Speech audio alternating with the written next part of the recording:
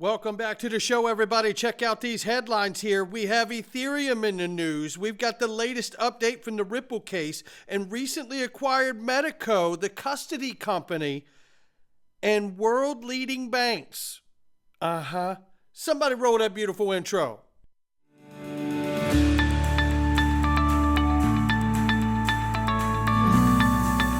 Digital Perspectives with Brad Kimes. Come on in.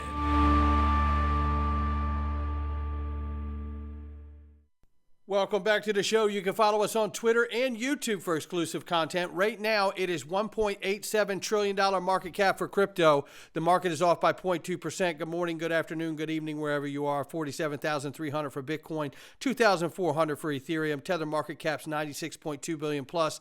XRP at the number 6 spot at 52 cents, up 0.4 on the 24-hour and up 0.5 on the 7-day, ladies and gentlemen. The range of price between 5,198 on the bottom and 0.5281 on the top. You can see we're sitting about smack dab in the middle. I want to tell you about Miles Franklin, the home of precious metals investments, ladies and gentlemen. Gold, silver, coins or bars, whatever you're looking for, they've got it. And they have some remarkable specials going on right now.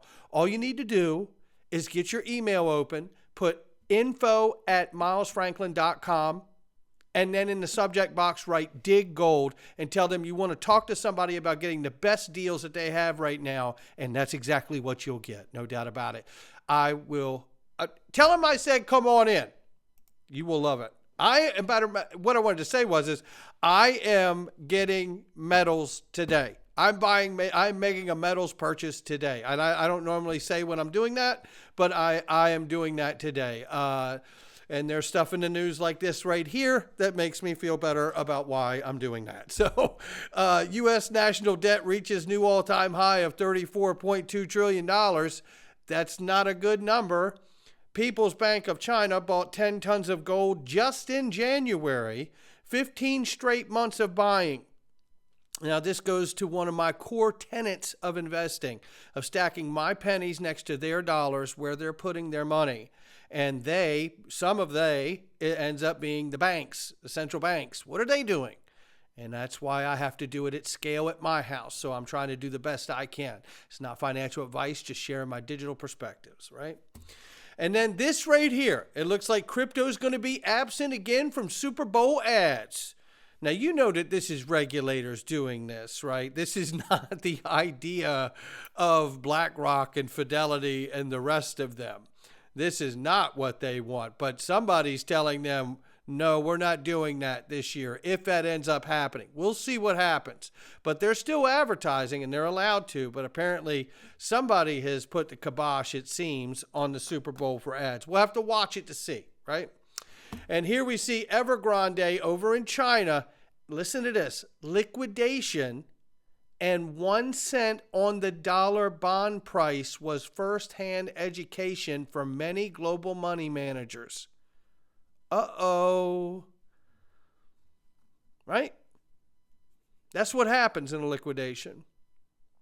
1 cent on the dollar. If your bond was $1, they're saying we'll give you 1 penny for it. Look, this is not said to be an alarmist. The world is in a very, very, very rough spot right now, financially and monetarily speaking. We all understand this. Evergrande is massive. And I have to wonder how systemic this collapse here in China will start to spread around to the other banks and countries of the world, because we're all connected at the hip here. So it's going to be very hard to isolate things like this when they happen. We have to watch this very, very closely. I'm telling you, this is a big deal.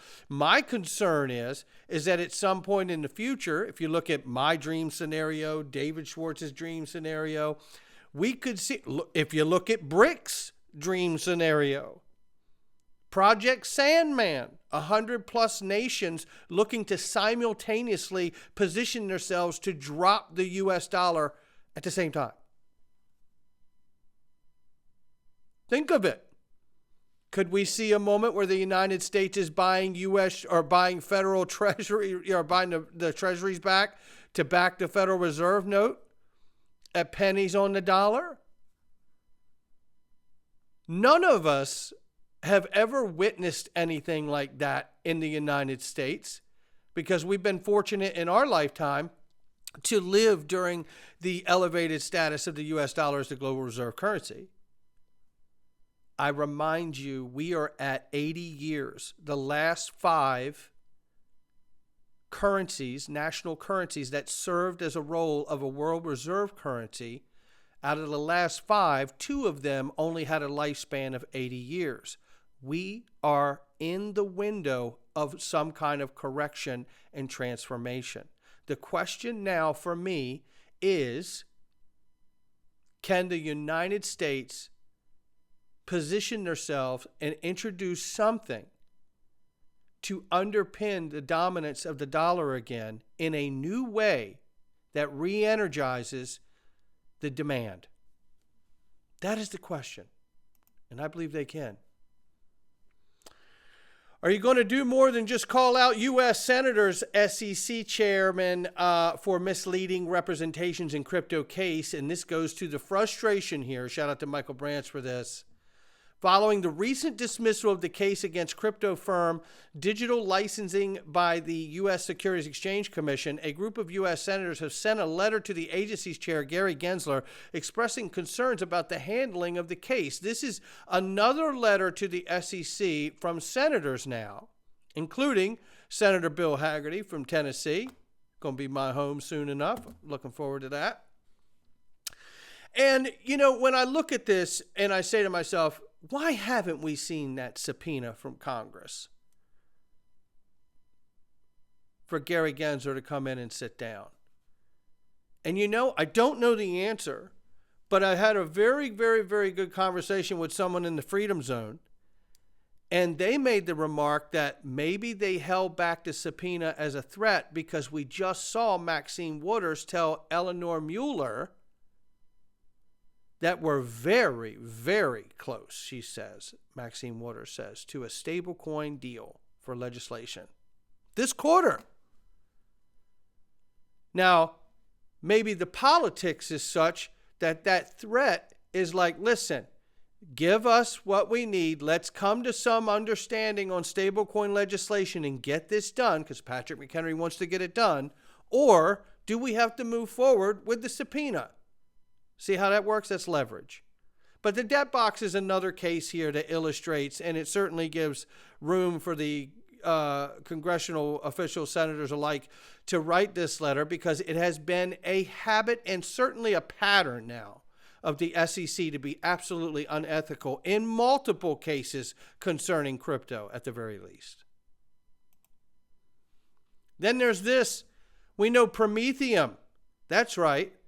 The Blessed Child by Gary Gensler's SEC, that has massively deep Communist Party China connections.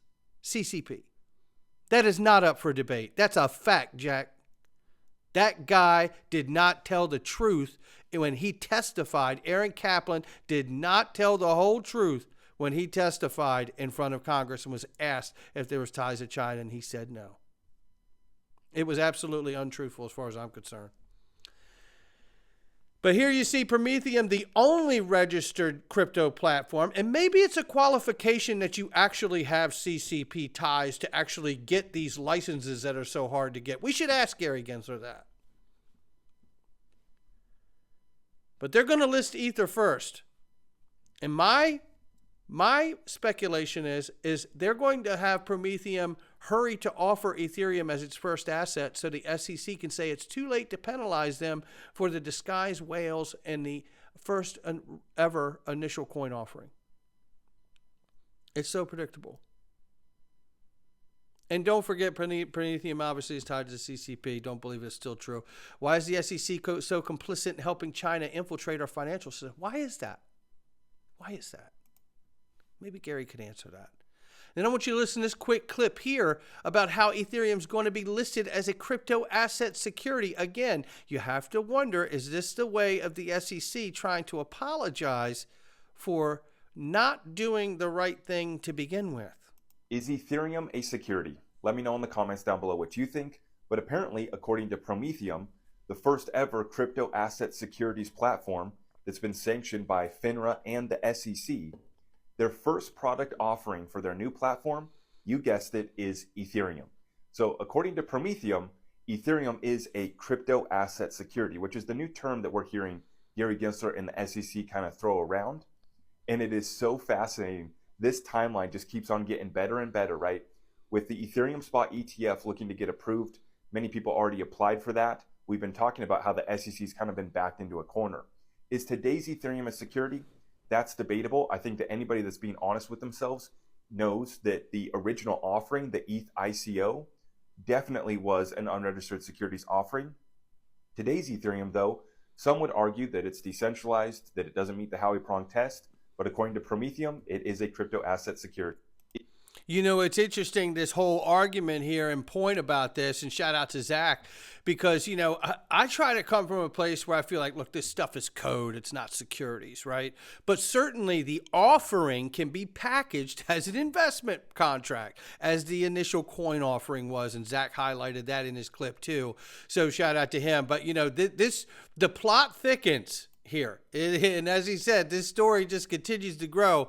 But let me tell you about a story you're going to really like that's continuing to grow. It's Metaco, the recently acquired custody solution by Ripple here, has become the gold standard with the world-leading banks. I tell you, this feels a lot better hearing this than it does hearing that Prometheum Ethereum talk, doesn't it? Because we've gone through the pain of doing things the right way. That's right. Like John F. Kennedy said, we don't do these things because they're easy. We do them because they're hard. I might have messed that quote up, but you get the point. You take the path that you know is right, and not because it's easy.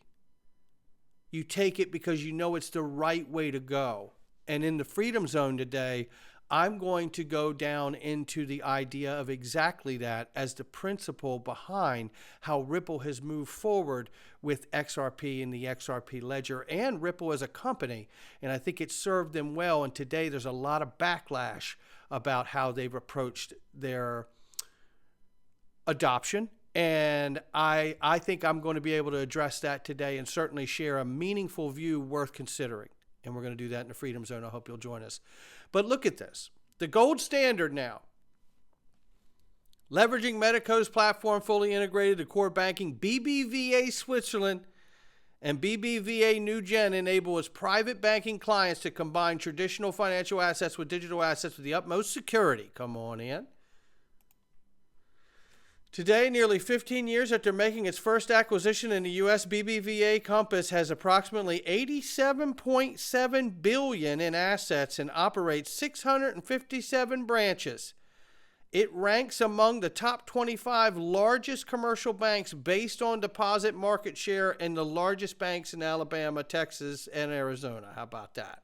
BBVA offers end-to-end cross-border model in the 14 countries where it operates. I mean, come on, man. We're poised for this, right? I mean, this is what we're really about, right?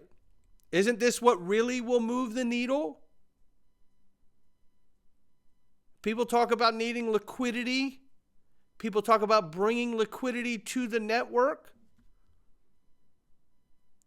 Does the world-leading banks have the most liquidity in the world? Of course they do. In clearinghouses, right? You have to plug into these repositories. This is where the flow is. But the price hasn't gone up. I know the price hasn't gone up. I'm not trying to change anybody's mind. If you can't stomach it, get out. Do you, boo?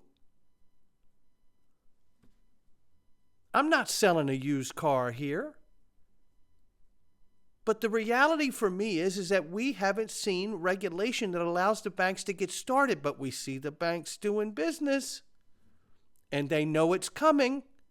And I see tons of liquidity being piped in to custody. So they know at some point in the future, and none of us know when, they'll be prepared to serve the new financial system with digital assets. Because it starts with custody. Look at us as retail holders. We still don't have the comfortable solutions we need. Everybody still wondering, what cold storage you using? What cold storage you using? Well, this one's not good. This one's supposed to have a back door, but I've never had it. I didn't do the upgrades. I should be fine, right? Isn't that the world we've been living in? And then moving from one idea to another bad idea to another bad idea that eventually gets shut out because of regulation or whatever. It's hard to know where to stand. And truthfully, the only way for a retail investor today, at this moment today, to get institutional custody is to put your stuff in a crypto IRA like iTrust Capital. That's institutional custody. Because we're still waiting for clarity. Judge Torres granted Ripple an extension of time for remedies related to discovery. The new deadline is set for February 20th, 2024, 10 days from now. We will keep you up to date as it happens. Let's take a look at this really quickly. Speaking of up to date, a lot of technical analysts out here, and I'm grateful for every one of them. And I know it's a very, very difficult young market to be able to track. But I'm grateful for each one of them, like Dark Defender, Egg Red Crypto, Crypto Bull 2020, Coins Kid Crypto. There's so many. I'm going to miss them all. Blockchain Backer, all of them. They all do such an amazing job. But the reality here is none of them can really know when, right? We can just watch, be attentive, be a good steward of your portfolio, and have a plan and be ready in place to take action. Road to Wave 3 targets, $1.88 to $5.85. They're in front of us. It's just going to require the patience and the fortitude to move through it. And if you can't, I understand. Everyone is built different. And we can't pretend that everybody has the same amount of knowledge. We can't pretend that everybody has the same amount of money or position to be able to move or the same kind of responsibilities in their life. Everybody's life is built a little differently. So everyone has to make a little bit different of a decision. I have respect for that, and I totally get it. So everybody's got to find their own way. I just hope that this information that we share helps you come to that place. No doubt about it. All right, we're going into the Freedom Zone, ladies and gentlemen. digperspectives.com. I hope you'll go there and join us or click the link underneath the video. It's time to go into the Freedom Zone. Not financial advice from me or anyone else. Come on in.